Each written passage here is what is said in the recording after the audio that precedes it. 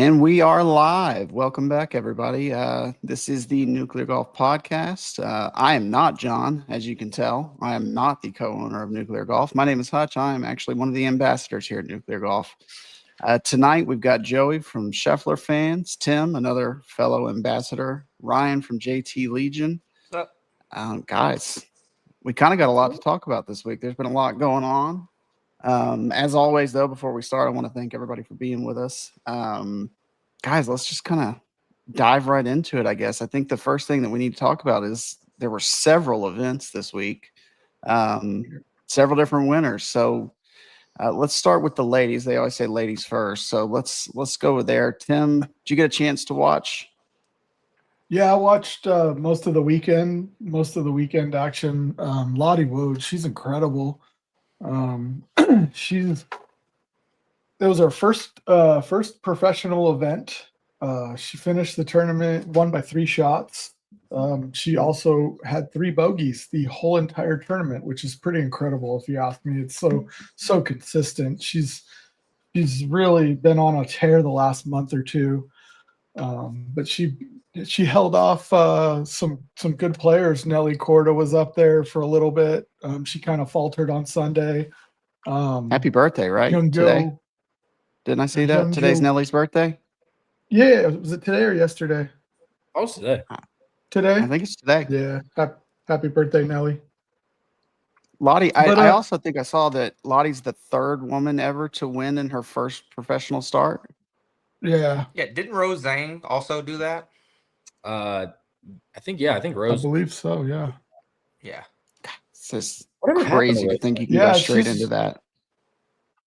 Lottie she's very poised golfer. The Young Jo Kim made 7 birdies in her first 14 holes on Sunday to tie the lead, and everybody was kind of curious to see how Lottie would respond, and she went birdie 13, birdie 14, and Kim bogeyed 15, and that was basically all she wrote. She kind of just coasted in for the win, and she's been on a real tear this last month. She's playing some incredible golf, and it's way too early to make any comparisons, but she has a lot of Scottie Scheffler similarities in her young career.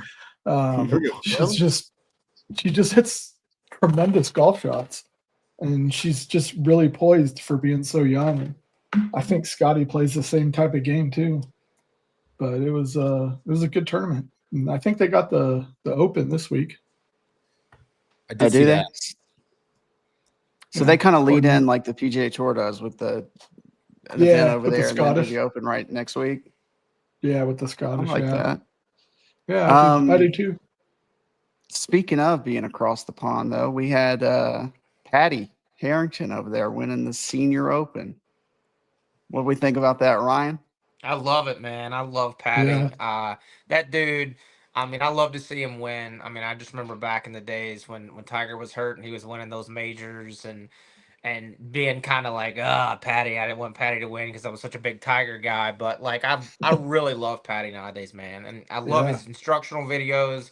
He's a guy that's actually truly growing the game. Like, doesn't matter what affiliation he has. He's doing a great job doing that. And I just loved seeing that.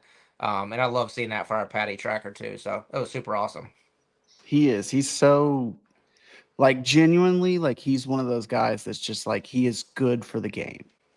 Like, there's nothing he does that is bad. His instructional videos are incredible. They're fantastic. He's got entertainment value. Like, he's excellent to see him thriving like that. Joey, did you get a chance to follow that at all? Well, I was just thinking about it. Like, Patty, I used to not like him, which sounds crazy. I just think, like, I don't know, something about him just kind of irked me. But then, he started putting out those videos and just being like, I don't know, I guess as he's gotten older, he just is more in touch with not caring. And it's just like, still, like, you kind of see he just actually is a diehard golf fan and loves golf. So, like, his ability to kind of actually just personify that and show it just makes him way more likable. So, I feel like in the last couple of years, I've kind of started to stay more on his socials, kind of see his videos. He's the one, he's got, like, the insane backyard setup, doesn't he? Yes, he does. He's skipping, like, down, like, 20 yards onto his giant putting green. So, yeah. He shoots a lot of his videos there.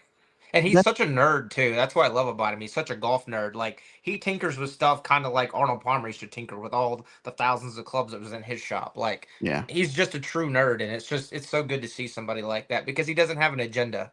It's just who he is. And that's one of those things. Like it's. Go ahead, Tim.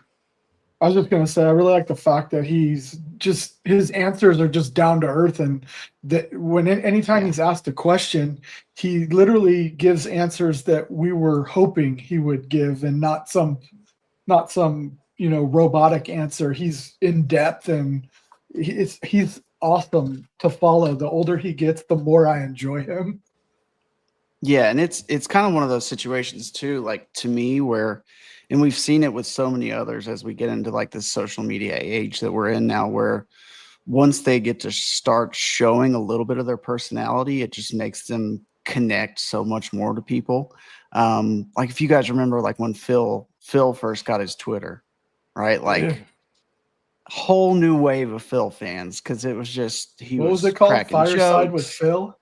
Fireside with Phil. He was having a good time. Like, giving little chipping videos and things like that. Like, and then you see it with people like Bryson DeChambeau now with his YouTube channel, which we'll get into a little bit of that maybe in the trending about his breaking 50 with Adam Sandler. But yeah, I mean, just Patty he's so good for golf. Like you can't, it's hard to root against that guy, especially at this stage of his career. I didn't realize just how well he was playing this year. Brent sent over. So T2 at the Senior PGA, and then the win at U.S. Senior and then U.S. Senior Open Championship, and then T30 at the Senior Players. But, I mean, T2 and then 2 wins. I didn't even realize he was – I don't know. I guess I should keep up with my senior tour.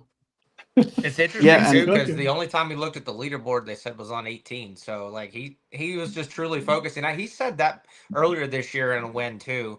And I think his motto was, like, hit the shot – hit the next best shot as if you were one behind. And like, that's just his whole mentality. He's not a leaderboard watcher. So it's pretty cool. I mean, I don't know how you do that as a tour pro. I'd have to look at the leaderboard, but. Well, he said that's in his quote too. I've got that as well. I'll just read the whole thing that the leaderboard part's at the very end of it, but he says, I'm very thrilled to have won, but very satisfied that I've won a Senior Open with my 2 Opens. The fact that only 5 people have ever done it's quite special. I'm quite proud that I've managed to survive this long in the game. It says that Darren Clark, Tom Watson, Gary Player, and Bob Charles are the players who have won the British Open and the senior version. He did say the only time I saw a leaderboard was on 18. He asked his caddy for an update on the 17th hole. He just said he was fully focused on what he was doing. So that is kind of interesting. Also, it was kind of cool to see Rory in the crowd. Yeah. Rory over supporting, right? Like that's I know he's kind of moved to London, so I guess the trip was a little bit easier for him, but kind of cool to see him there supporting Patty. On the Rory front, I know he didn't play this week, but the PGA Tour did have an event. The 3M Open. Joey, anybody get to follow that closely? I personally didn't, but I didn't watch it super closely, but I did. I've been moving again this weekend. It's like my 3rd weekend in a row moving. But I got to sit down and watch, I guess, the last couple holes at least on Sunday. And Kitayama bogeys 17. He's got 2-stroke lead, bogey 17. So it's a 1-stroke lead. So all he has to do essentially is par. I think Stevens had a wild chip to can it for birdie from like behind the green. He actually took it super high up in the air, which was just a ballsy move with the water right there. But I mean, I think he went for it in 2 and ended up in the bunker on the back right green side bunker, which I'm not sure if that's the best move. I'm gonna be honest. I can't hit the shot, so like in all means, hit it. You got the grandstand backstop, as they say. It was a little further back this time, but I mean, I guess he gave himself a little testy because I mean it was a downhill lie in the bunker. He's hitting it towards the water. Nasty, slope right where, probably halfway to the pin. But he does get up and down and then 2 putts from there and secures it. But I mean, yeah, it was, wasn't as thrilling of a finish, I guess we've seen this past this whole season's, I guess, had some, I don't know what the tracker, how many playoffs there have been, but it just feels like there's been more this year. I don't know if it's just the lack. No, I think you're right. I mean, but like we say, every event can't be a a complete and total banger. Like it's cool. Kurt Kitayama won. I know he's now won multiple times. It also cool. Like I thought, just looking at the leaderboard, your boy Goddard just continuing to stack up solid play. He got T10 this week, so he might be one of those guys. And I know we talked about it in the last couple episodes where he might be one of those guys that stays hot enough to warrant some Ryder Cup conversation. He's definitely warranted to be in the conversation right now for sure. I don't know what the rest of his year looks like. Obviously, we can't predict that, but he's been playing super good. There's some guys that I would take him over for sure, but he's playing good. And as far as the Kitayama win, I feel like that he made that more interesting than it needed to be on 18. Because I forget which hole he bogeyed there, but it was he really shouldn't have. He should have won that thing. He shot 65 on Sunday with the lead. It got interesting around the turn when some guys got within a shot or two. But Akshay kind of collapsed. Jake Knapp just didn't get it done again. So it was closer than it needed to be towards the end there. He should have won by more than one. But that was a tricky little bunker shot he had. You're right, Joey. I think Jake Knapp's very close to his breaking moment between I just like he's fun to watch. He's definitely like one of the more entertaining young guys. He's been playing pretty consistent. I don't have his stats obviously, but he just remains on top 20s, top 10s, especially on these smaller events that aren't getting, maybe as much viewership. But between him and Goddard, I know we're going to Goddard we'll talk about, obviously, as the playoffs start moving in. We'll talk about Ryder Cup and everything, and we'll have plenty of content to fill with that in terms of we can throw around names. And at the end of the day, it's really just who Keegan decides to go with, whether it's someone better for the team or someone playing hotter. But I'm excited to watch both of them. They should both be in the Wyndham this week, right? I would think so. We can look that up, but you did mention Akshay. Ryan, he came into the round. I think he was either tied for the lead or leading coming into the final round. Yeah, dude. And then he shot 75. He just never really had it going. So while Kitayama shot 29 on the front nine, Akshay shot 39 on the front nine, and it kind of just flipped it on its head. It's his 5th worst round ever. So it was a pretty, it was an outlier, and he doesn't typically play like that, obviously. And I was pulling hard for Akshay. I love him. I got to watch him in person at the PGA. I also got to watch Jake Knapp at the PGA. And Joey, you're right. Like watching Jake Knapp hit a ball is a little bit different. Like he's just got a different move at it, and the ball comes off at such like lightning speed, even with like a 5-iron. Like the ball just is launched, and it's just this low penetrating shot. It's so much fun to watch if you're a nerd like I am with golf. But I can't wait for him to break out again. Jake Knapp might be the only guy that I'd rather watch on a simulator than in real life, just because you watch the swing and then you're like, he did not have that ball speed. He did not, but he did. Yeah. He is, by the way, confirmed to be in the field this week for the Wyndham. Yeah. Again, I would assume they're all trying to get as many points as they can and then, establish themselves before the end of the season. Yeah. If Goddard keeps playing like this and through the playoffs, I really hope he makes the Ryder Cup team, because he's exactly the kind of player the Americans need. Someone who's hot at the right time and is consistently playing good. And then add on to Kitayama, shoot, he shot 60 on Saturday and he was about 2 inches from holing out on 18 for a 59. And then he opens the front nine Sunday with a 29. So that's 27 hole stretch at 89 shots. That's pretty incredible golf. Wow. It's stupid. Also, I want to say, the stat could be wrong. I could have sworn I saw it on X earlier, Twitter, whatever we call it nowadays. I think he made the cut by 1 stroke and then turned around and won the tournament. Oh, he played lights out on Sunday. Like it's one of those things that, you see guys that they're chasing a backdoor top 10 or whatever. It's like, I think he just won at every flag. Basically from what I saw. Yeah. That it sounds like it. That's wild to see. The 3Ms, obviously not one of your signature big full field events. So it's not something. It's nice to see that there was some competition up there. Like we mentioned, every event can't be a banger, can't have a playoff. sounds like Kitayama made it a little more interesting than he needed to. Yeah. I personally would have loved to see Akshay kind of hang in there a little bit better, but he's young and he's got a bright future, and he's also in the field this week, so we'll see what happens there. Lastly, though, for the winners of the week, we got Liv. Liv had a UK event. Our boy is winning at a Tiger clip. Joaquin Neiman. He's winning. I know y'all saw the post today. Like I even commented on the post that our account had put up that he had put up. He's winning 45% of his events, which is the same as Tiger did in 2000. I'm the Liv guy. You are. I'll tell you right now, it ain't even close to the same thing. It ain't even close to the same thing. Did any of you guys get to watch Liv on Sunday? I watched the back nine on Sunday because I watched that epic Bubba Watson 7-8 holes right there with 2 drivers off the deck and 2 eagles. Yeah. Because I could get into that before I got into the back nine based off of the time frame of the PGA Tour event. So it's honestly, I'll be 100% honest and candid. It's the first event I've watched this year of Liv. Neiman had it under control, and it wasn't even close until Bubba just went nuclear and birdied and eagled everything, and then he kind of shit the bed by making a bogey or whatever there towards the end. But I mean, Neiman is winning at a clip over there. I don't know why that doesn't translate to the majors for him. I just don't understand that. I mean, the easy argument is to say, okay, they don't play 72 holes. I think that's a valid argument, but like he's too good of a golfer not to contend, Hutch, why isn't he playing this well?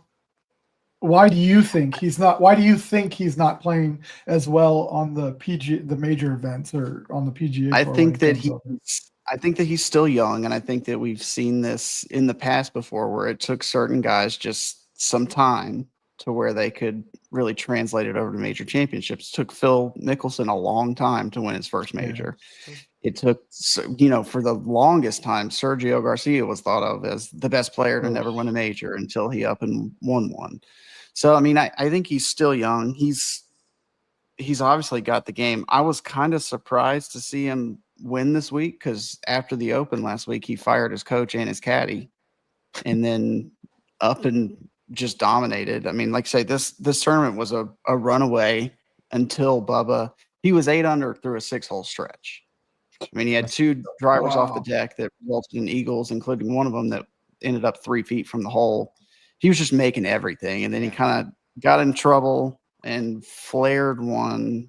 He drove it in the rough. I don't remember which hole it was. Drove it in the rough, and then he flared one on his layup, and Neiman actually hit a hell of a shot out of a similar lie, and he got up close to the hole, and Bubba ended up making a bogey, and it kind of was over from there. But God, Bubba, he kind of turned back the clock a little bit on that one. He gave us everything that we used to remember about Bubba Watson, right? Like there was flair, there was drivers off the deck, like he was just going for it, being super aggressive, because really at that point, what did he have to lose? He's 6 or 8 shots back, whatever it was at the time, and he just made a run. And I also thought this was an interesting one because it was one of those events where Liv typically is not playing tournaments where the winning score is a bunch under par. They're playing typically harder golf courses to me. I know there's one less round. I get that. But you don't often see like heavy double digit under par. And we did have that this week. So it's kind of a birdie fest at points. It was a good event. The crowd seemed to be into it. I know there's some videos floating around of Bryson and John Rahm kind of getting into it with the crowd a little bit, getting angry at them. But again, man, he did. He kicked it real hard. It just seemed like a good event. That's the trend of 2025, Tim. Yeah. Yes, it is. You're right, Ryan.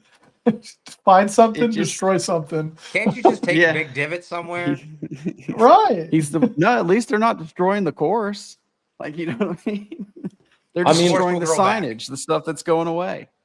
What Ryan's saying is like a good – I know it's like – it's gotten better for like the consensus. I think PGA versus Liv at first was like super head-to-head. And I think now it's toned down a little bit. You get some people that are like, okay, if it's not super entertaining on the PGA Tour side, like, I mean, damn, you got multi-view now. I can watch Fox News and, diners, drive-in, and dives, 2 golf rounds on the bottom. Yep. I'm never going to be opposed to more golf. And especially if you, like, the way it was staggered this weekend, if more people can just be open to, like, again, not telling you to like live more than PGA, but if there's entertaining golf on when it doesn't coincide with the last 8 holes of a PGA tournament, turn it on. I mean, if Bubba's turning into prime Bubba and going 8 under in 6 holes, if you don't want to watch that, then you just don't want to watch fun golf. Like, it doesn't have to be a live versus PGA Tour thing to enjoy some hot golf.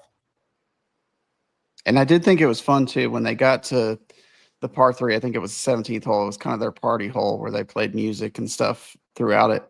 They did play, and you guys are probably, Tim's not, but the rest of y'all are probably too young to remember this. But about 10 or 15 years ago, Bubba Watson was featured on a rap song.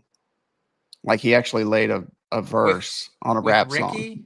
With that No. one, No. That's not the No. Golf Boys. This song was called "I'ma Just Do It," No. and I think it's by an artist named KB. And Bubba was literally featured, and he had a verse on the song. You'll have to look it up after. So they were playing that in the background. I remember that when it came out, and I heard it, and I was like, "Oh my god, they're playing Bubba's rap song." He talked about, like, at the beginning, he's like, "Y'all keep keeping me in here.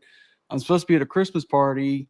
If y'all don't let me get out of here soon, my wife's not going to let me be on Fleek," which was, the big thing back then. So it's like, Fleek. you'll have to check it out. Fleek. You'll have to just listen to the song. It's Was it stupid, but it was so Greg funny. Olson at Miami that did Third leg Greg. Yeah. Yeah. Yeah. Dude, I need more of that. I want to see Scotty Scheffler just get on. I mean, he can't do it now, but I mean, if someone dug up 19-year-old Scotty Scheffler just saying some crazy stuff in a dorm room, sign me up. Well, I mean, look, he's kind of branching out, which is actually kind of a perfect segue into us talking about Happy Gilmore too here. He's branching out a little bit. Like, you got to see some of his comedic side. I know at least one of us hasn't seen the movie yet, but everybody else has seen it. What'd you guys think of it?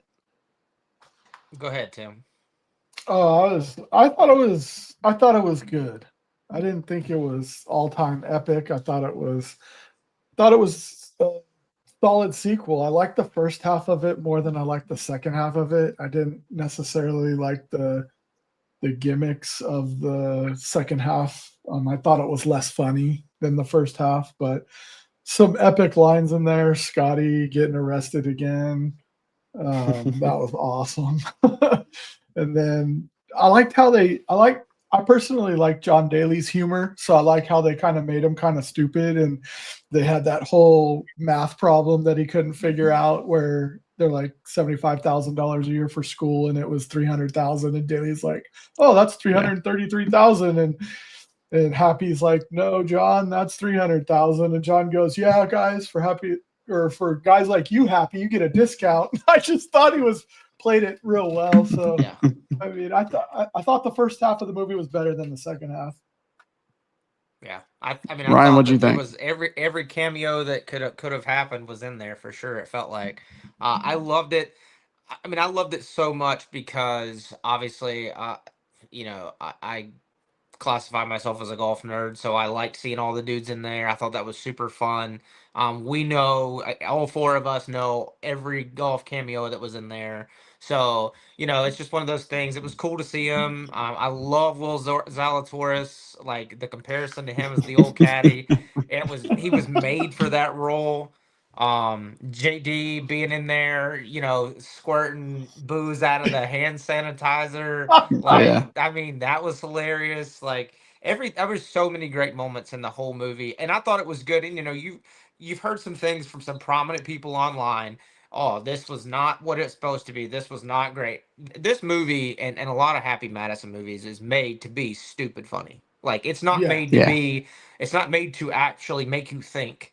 It's made to make you laugh and joke around, and there's gonna be puns, and there's gonna be narratives and weird little things that don't make sense in the real world. But I thought it was great for what it was. I love Travis Kelce Yep. in there. I thought his role was awesome. I like Xander sitting at the table shooting out one-liners. That's what she said stuff. Yeah. Like, there's so many good things in there, dude. And I just really, really enjoyed it. And to be honest, I think Scotty probably had the best cameo in the whole movie, in my opinion. Yeah.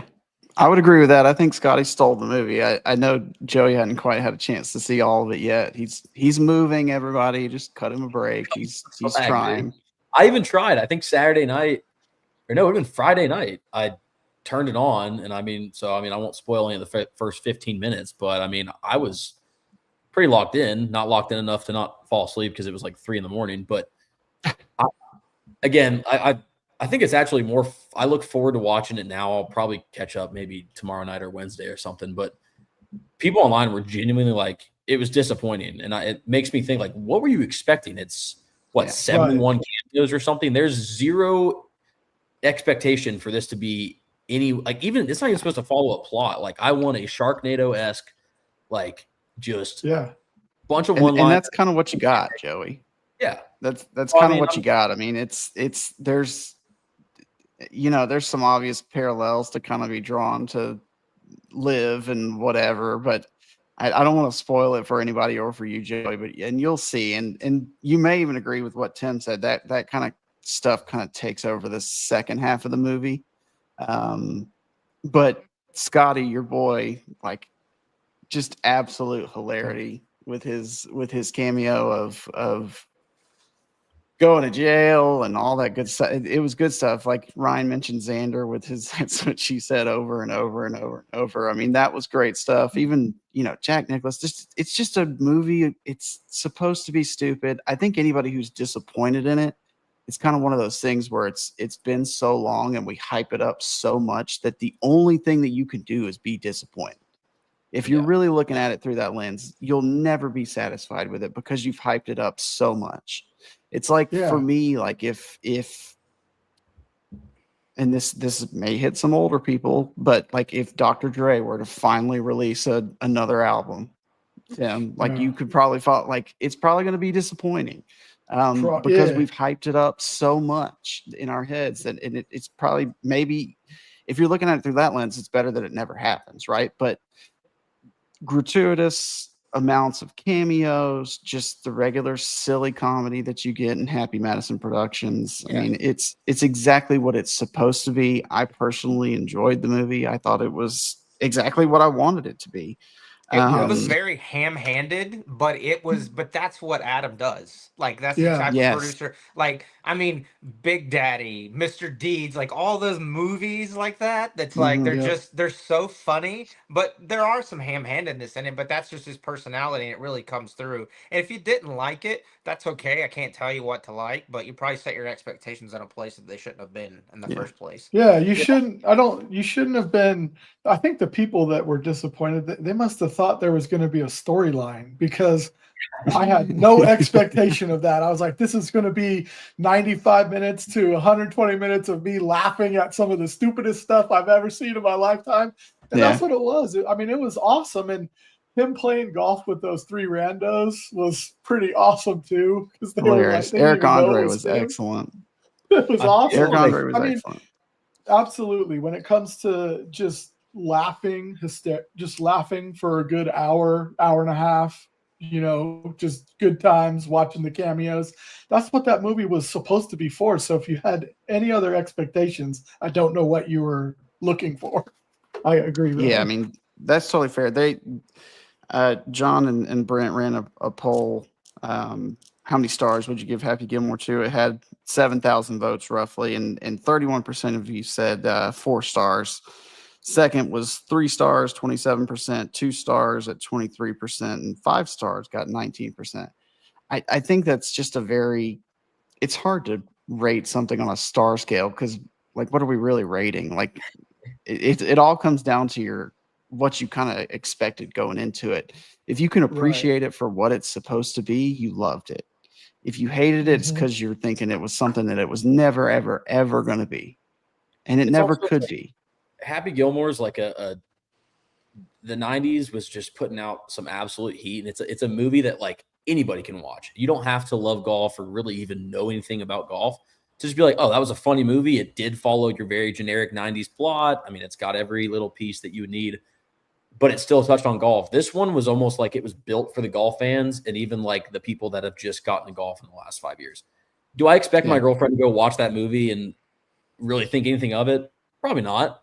But like for golf fans, seeing all the cameos, seeing all these people who we've talked about this a bunch, you don't get a good opportunity to see their personalities a lot. So like them just being able to has nothing to do with the sport of golf. It's just totally movie. It's acting. It's Hollywood.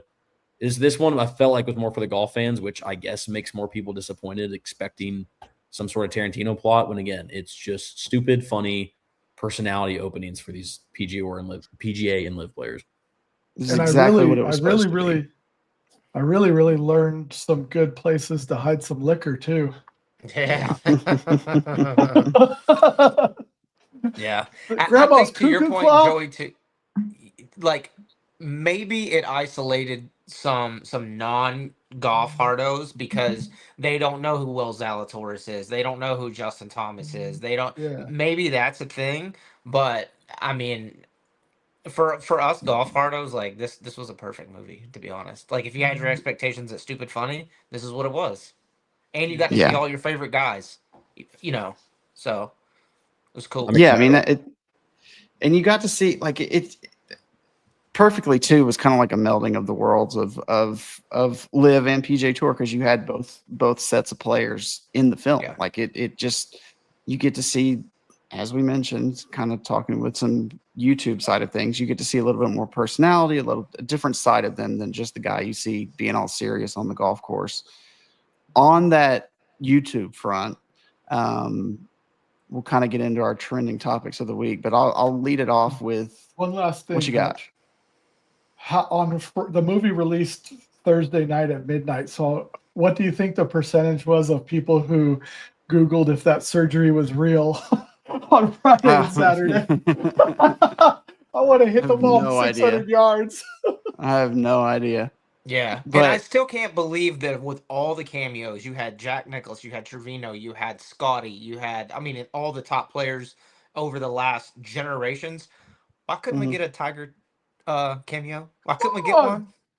Like, what are we doing there?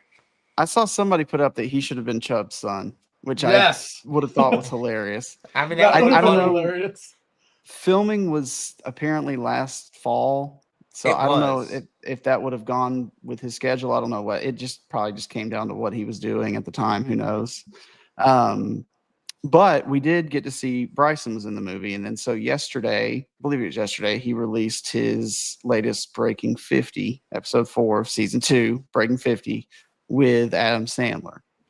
I don't want to spoil it for anybody. I don't know if we should spoil it for anybody. Highly entertaining video. Watching Adam Sandler play real golf is funny. There was one thing that I took from that video. I watched it. I thought it was absolutely hilarious. Is it had rained so much at that golf course, like to the point when they were walking, they were making splashes in the puddles. And I just kept thinking, they're still getting to drive. They're just driving their golf carts just straight down in. Their cart path only did not exist for them at all. And then the other thing I took from it is that Adam Sandler can putt like crazy. Like he may not hit it all that far, but he can putt like crazy. I did see a clip from that, and it was basically he's like, Bryson, stay in the cart, because he had this like left to right 20-25 footer, and he drained it.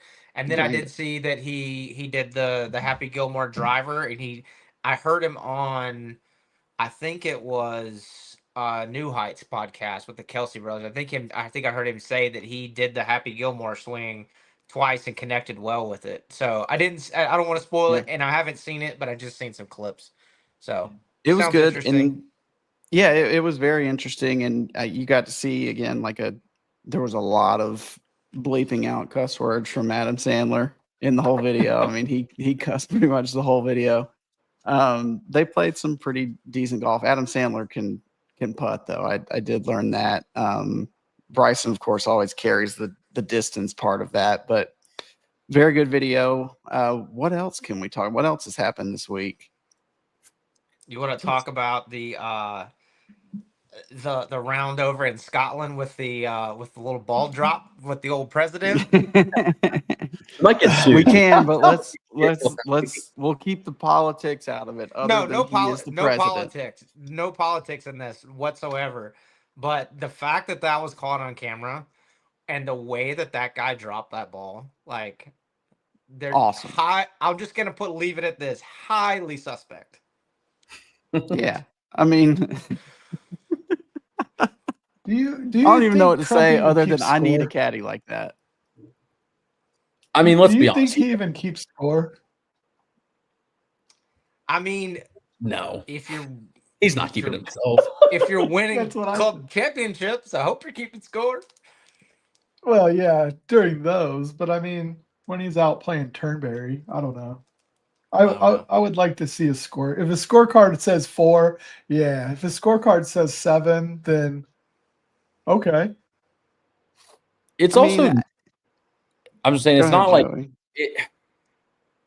people were like getting defensive, being like, yeah, we all do that. Yeah, I'm not. I mean, I've, pant legged a couple of balls in my day playing with some buddies. Nobody has. Or nobody hasn't. I think it's more of like did any of us really think that, like, I mean, who in their right mind in any sort of golf competition, let alone a club championship, is going to tell the president of the United States, wasn't that a bogey? Like, no one's going to ever stop him, like, even question it. Even if it's like a secret between the friend group on the other side, you're like, look, I don't want it up in Russia. I'm just going to be quiet about it. It's golf, not a big deal. We see, 400 pounds dudes shooting 49s and scrambles nowadays. So, like, again, he's a good golfer. We've seen him play some really good golf, honestly, especially for his age and how busy he is. But, like, are we this serious that people are like, no, guys, come on. Like, we've done this too. Yeah, we all have. Yeah. Not only the president, but the owner of the course too, that he's winning these club championships at too. So that's like the other side of it. I just think a lot of that hate is just, it's all politically driven, right? Like, it doesn't even almost have anything to do with the golf. I think it's just whatever.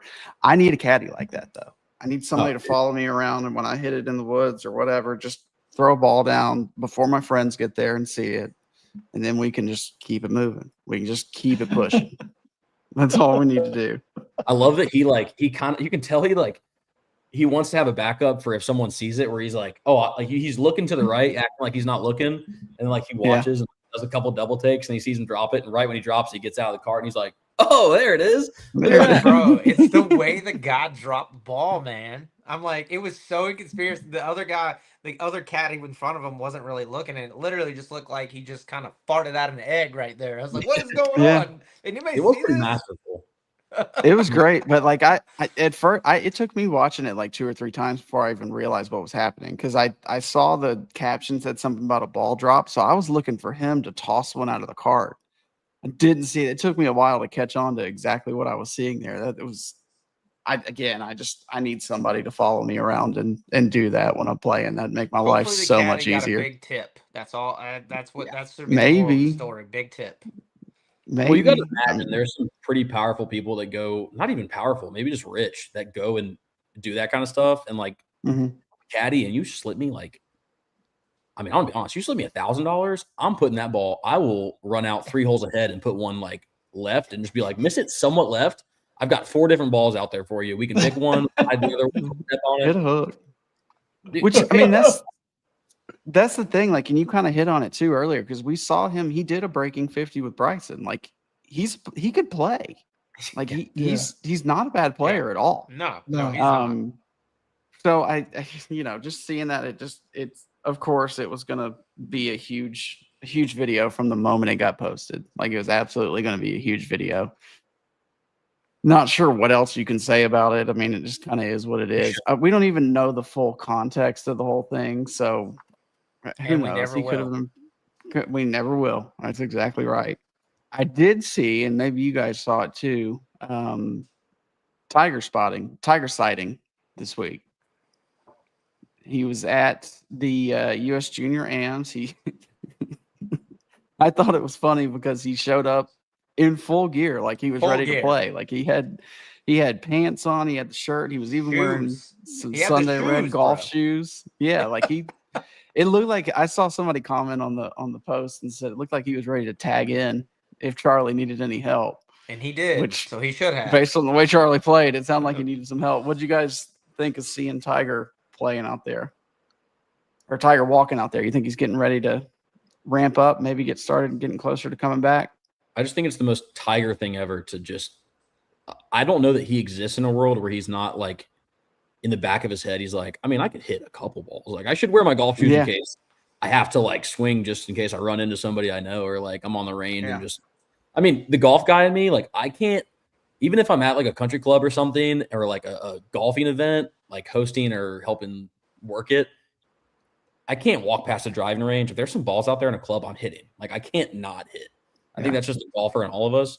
So I think Tigers are just truly like, you know what? I'm going to look my best. I mean, Hutch, it looks like you're about ready to go out there in your Sunday red. I mean, you look good, feel good. At some point, he's maybe going to start swinging again. He's like, I've been ready. I've been wearing this fit. I'm comfortable in it again. I may have gotten some of those new shoes that they just put out. Just saying. I might have to invest. I don't really have Tigers- any predictions though. Like just based off of seeing him, I don't know where he's at. It just made me think like if he's got golf shoes on, maybe this is just part of his preparation of like, hey, let me walk a golf course in actual golf shoes. The thing that I'm going to be doing when I do come back. That's the only thing I took away from it. But it's just so on Tiger brand for him to be wearing gear out there following Charlie. Like that's the only thing I took away from it. Hopefully it's just golf course walking prep.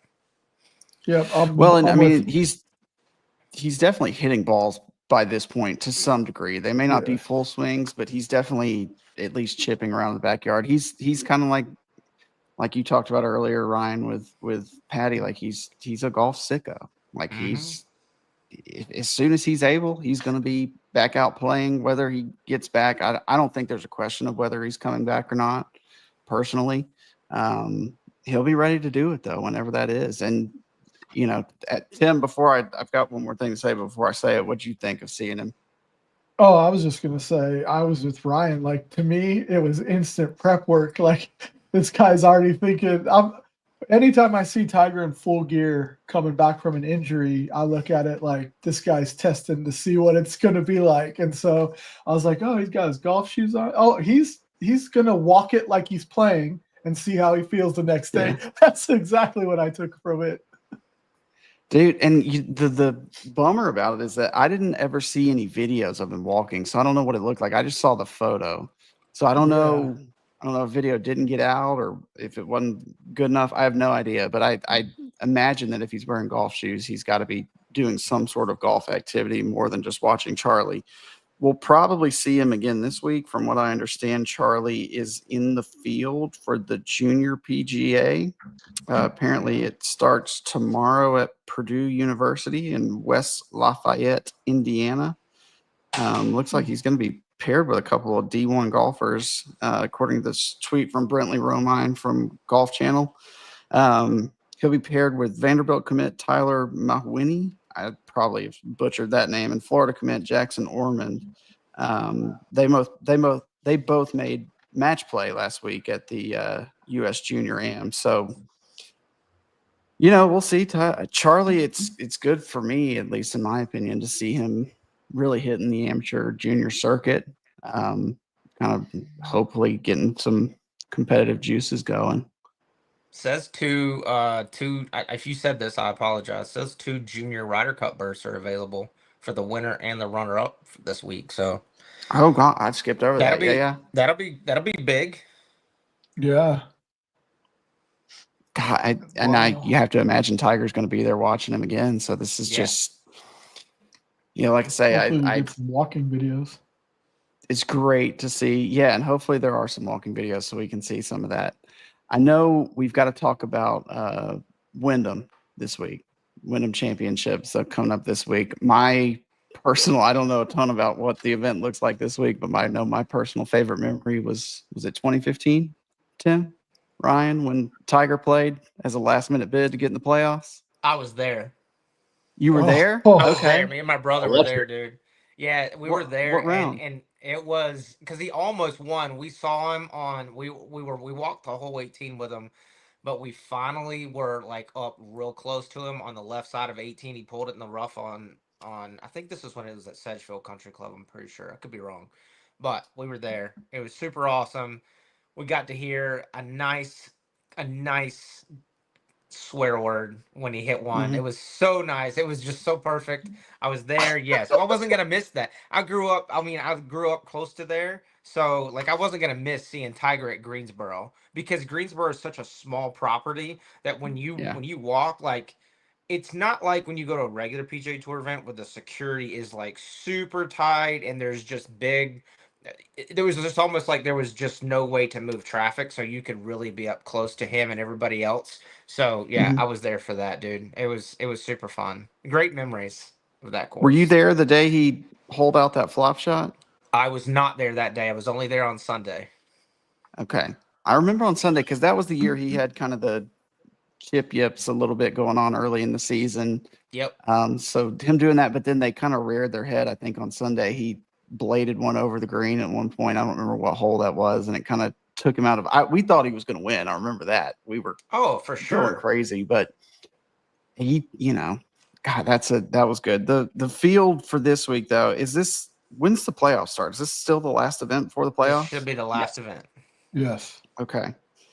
So the field, I know I mentioned a couple people. We got Jake Knapp, we got Ashkay Batia in the field for this week. Any picks for you guys? I know it's kind of Jordan Spieth is in the field. That'll be a big draw just for fan base. I'd love to get a little bounce back action. I think based on how he's playing, I think it's just like if he can go actually finish and play consistently 4 good rounds of golf, I would love to see him, hold that trophy up on Sunday. Yeah, I'd like to see Jake Knapp stay in form and pick one off here at the end of the year. That'd be pretty sick to me. It's a small course, though. It's not a big beater course. But, he's in good form, so I'd love to see him this week. Some other notables that we got this week. We've got Captain Keegan Bradley in the field. Joel Damon, Ricky Fowler, Tony Finau, Matt Fitzpatrick. I'm just going alphabetically through the list, and I'm seeing some bigger names. So it could shape up to be a pretty good event. I don't know how many of you guys are fighting for playoff spots, but obviously it would be massive for the tour if somebody like Jordan Spieth, like we just talked about, could get up there and win. But also, an underrated part of it would be if Keegan could get up there and win, that would be another win. Like at that point, like you've got to pretty much lock yourself into being on the team, right? The Ryder Cup team. Dude, he doesn't even need to win. I think if he just goes and just plays well consistently, like a top 20 that's kind of quiet, he's still gonna probably pick himself. So I don't. But yeah, you go win, then he gets every. There's no one that can argue against him if he does do that. Not that I think that. No. Especially here in the U.S., I don't think anybody should argue if he does put himself in. No. I'm assuming he might already be angling towards that, but. Just an event in the Northeast, like he needs to be involved for sure. Tim, what you got to say? If he plays, what was the agreement that they had to make? That his vice captains can give advice to the players, whereas before vice captains can't give advice. So now that he's a playing captain, his vice captains can give advice to players. That's the only thing that I got out of any of that. Yeah. Okay. It's a captain's agreement. Like his vice captains can take over his quote unquote duties while he's playing. Whereas otherwise they wouldn't be able to. I think something similar happened in the President's Cup that year that Tiger picked himself.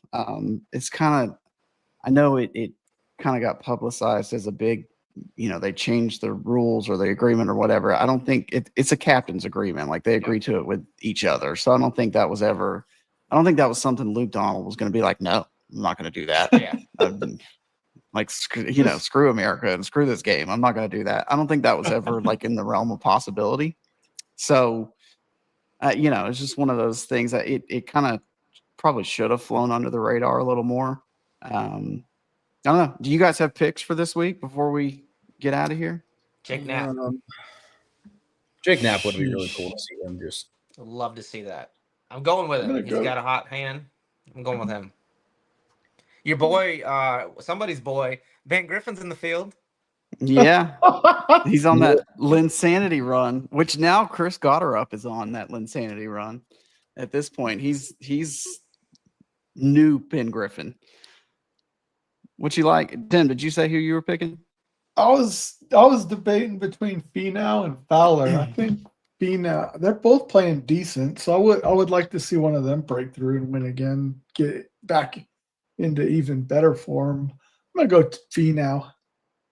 That's a good pick. I like that. This kind of pains me to do, but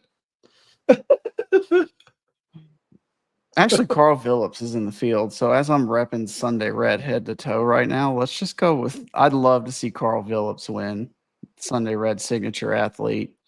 And then but my real pick, I think it would be massive for the event if Jordan Spieth could win or be in contention on Sunday. Do I think it'll happen? Probably not. He's kind of struggled and maybe not struggled, but I think we just held him to a super high standard after the start of his career, and that was probably not sustainable ever anyway. But we just held him to that standard, and now somebody newer and greater has come along in everybody's eyes. That being Scotty Scheffler at this point. So yeah, I mean, I'd like to see Jordan Spieth up there. I guess that would be my pick, and that pains me to say. I'm looking at the rankings. Did they not switch Tour Card to top 100 instead of 125? They did. I think they did, yeah. So Joel Damon's at 101. So he needs a week. And I just, with everything that's happened with him lately, like you gotta love the guy. I mean, like he's just such a down to earth dude, and like just to see, like I don't want to see him. Not that there's not. I get it's how it plays out, and there's people behind him that totally have been working for years and deserve to get their tour card or retain it. But like, it's so hard not to root for a guy like that, and like, you want to see him make his way in again. I don't want to see him take it from anybody, but like, you don't want to see him have to go through this, because I think he went through this last season where he kind of made it in dramatic fashion to have his scorecard this year. And he's such a likable guy that it's just, he's good to be on TV. He's if he can start playing well again, like he's a guy that you want to watch. There's no doubt about that. I'd hate to be the caddy that had to follow Gino. Yeah. Just like in the public eye, like you, it doesn't matter what you do, you will not be as loved as that guy was. No, he's got a high chiller. I don't think you. But you kind of got to know what you're signing up for there too, if you're going to take on that bag. Yeah. A lot of ups and downs. All right, guys, anything else that we failed to touch on? I don't think so. I mean, I'll Scotty take Scheffler ripping one. Oh yeah. Oh yeah. God. That was awesome. Yeah. Let's do that. So, I mean, I think most people, if not, the clip's out there. I think NUCLR posted it. Someone ripped ass during Scotty's follow. I mean, it was kind of the ball was already in the air, and I'm gonna be honest, he could have sat on that one, and I mean, it kind of made its rounds, and it was kind of funny, and then died.